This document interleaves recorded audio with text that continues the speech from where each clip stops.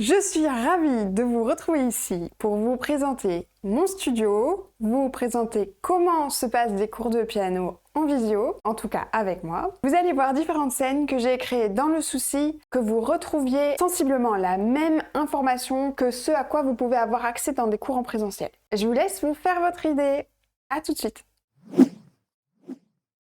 Ici, vous voyez mon piano, mon clavier, c'est la scène la plus courante de cours. Parce que tout simplement, je montre pas mal de choses, soit pour vous corriger, soit pour vous montrer une intonation musicale, soit parce que je vous enseigne des morceaux par imitation, auquel cas vous avez besoin de voir mes petits doigts, qui sont ici sur mon clavier physique, mais aussi très précisément de voir les touches que j'enfonce, comme ceci, parce que là, sur le clavier physique, on voit pas forcément bien si j'enfonce les touches, alors que sur le clavier virtuel, qui est juste là au-dessus, on voit très bien ce que je touche ou que je ne touche pas. Si je joue un petit morceau de musique, ça donne quelque chose comme ça.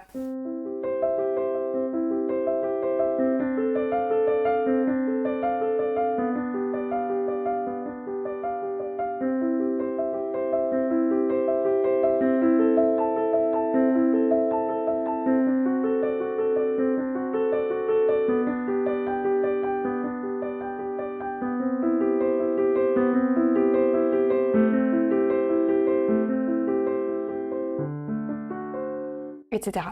Voilà donc à quoi ressemble cette scène que nous allons utiliser très majoritairement si vous prenez des cours sans solfège. Donc je suis là toujours, et derrière moi, juste là, il y a la partition du moment, là c'est à vous dirai-je maman. Dans un cours en présentiel, on a une partition en face de nous sur laquelle j'écris, sur laquelle vous lisez votre morceau. Donc dans un cours en visio, vous allez avoir à la place de mon visage en plein écran, la partition qui est derrière moi, et on va pouvoir suivre ensemble les annotations que je fais. Ça me permet de vous indiquer à quel endroit vous devez reprendre quand on fait un travail technique, ou de faire l'analyse d'un bout de votre morceau ensemble. Et ça me permet de vous montrer en live les annotations que je fais et que vous puissiez les suivre en même temps que je les fais. Voilà, je vais mettre un doigté, là je mets n'importe quoi. Je peux mettre des nuances, je peux mettre tout n'importe quoi, des fleurs aussi par exemple. Hop, je ne fais jamais ça parce que ça n'a pas beaucoup d'intérêt finalement. Ensuite, vous pouvez les répertorier sur votre version papier qui est en face de vous. Ou bien je peux aussi vous envoyer la version de la partition que j'ai éditée par mail à la suite du cours. On a aussi du papier musique pour remplacer le traditionnel cahier de musique qu'on peut avoir en cours et qui est bien utile pour écrire des notions théoriques. Par exemple, une petite gamme de do, paf, paf, paf, paf, paf. Voilà, où ça permet d'étudier des notions de rythme et comme on est des pianistes, on utilise les deux mains, n'est-ce pas ? Et voilà, c'est tout ce que j'ai à vous montrer pour ce qui est des partitions.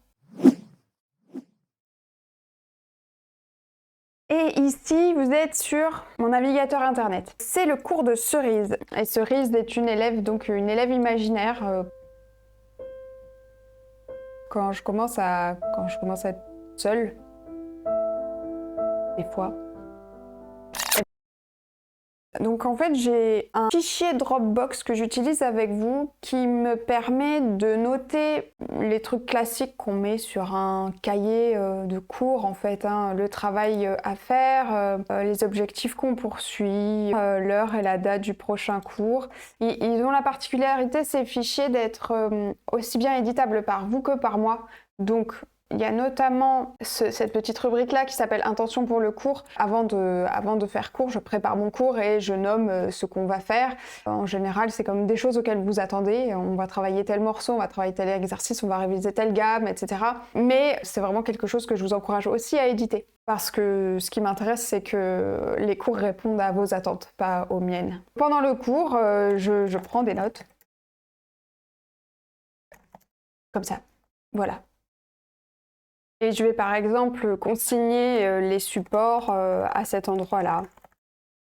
Avec du stress. Voilà, donc vous retrouvez les liens sur ce fichier qui en fait centralise toute l'information de nos cours. Et là, on a toujours donc mon navigateur internet, mais je suis passée sur un autre onglet et on va visiter un tutoriel qu'on utilise pour apprendre un certain morceau. Éventuellement, on va le visionner ensemble. Vous voyez que vous entendez le son. Et c'est aussi sur ce type de scène qu'on va aller voir différentes interprétations de certains morceaux, si on a envie de les comparer, les analyser, etc. Et voilà, on a changé de scène. Par ici, tac, vous avez mes pieds. Mais en fait, surtout, vous avez mes pédales de piano. Vous avez toujours les claviers en dessous. Et vous avez toujours moi, ici. Voilà, c'est super, hein. Voilà une petite démonstration.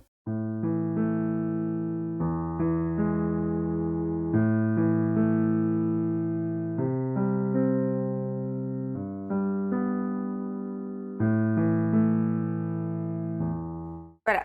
Assez rapidement, vous comprenez le principe de l'utilisation de la pédale. C'est vraiment une scène qu'on utilise rarement, puisque dans la musique, il y a quand même des moyens autres de savoir où on met la pédale que de regarder le pied du pianiste.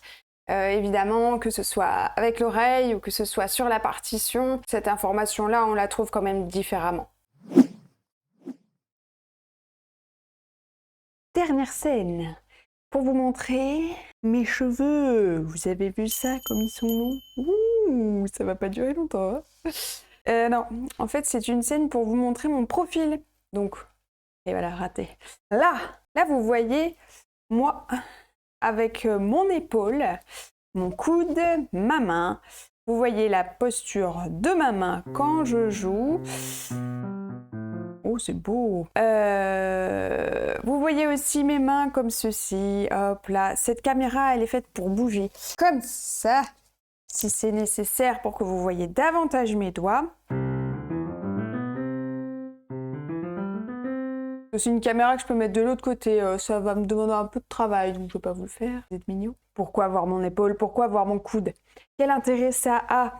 Eh bien, ça a l'intérêt de vous montrer la posture globale au piano, et c'est quelque chose sur quoi je travaille pas mal et sur quoi j'aime bien faire bosser mes élèves.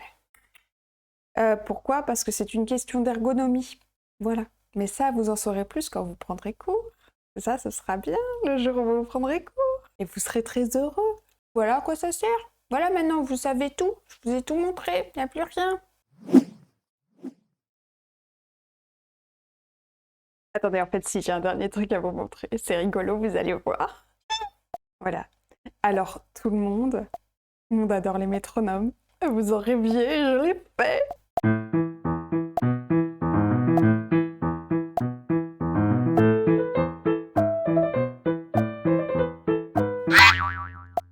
Oh bah j'ai raté. Évidemment, donc là, vous avez quand même accès à un film qui est monté en visio. Voilà ce que ça donne. Le passage d'une scène à l'autre se fait comme ça. Donc là, vous avez ma face. Voilà la scène de cours. Voilà la scène de profil, par exemple, et toutes les autres fonctionnent de la même manière. Et voilà, cette fois-ci, c'est vraiment terminé. J'espère que vous sortez de tout ça rassurés, que vous avez une meilleure idée de ce que vous verrez sur votre écran, que vous avez confiance que vous allez bien voir mes mains, entendre mon son, voir mon profil, voir mes pieds, voir ma pédale. N'hésitez surtout pas à me contacter pour avoir des informations. J'adore, je passe mon temps à regarder ma boîte mail en attendant que des gens me disent « Tu n'es pas seule, on adore ce que tu fais. » Voilà. Je vous souhaite un très bon apprentissage du piano et je vous prie de croire en mes sincères salutations. Et je vous prie de bien vouloir agréer mes sincères... Au revoir.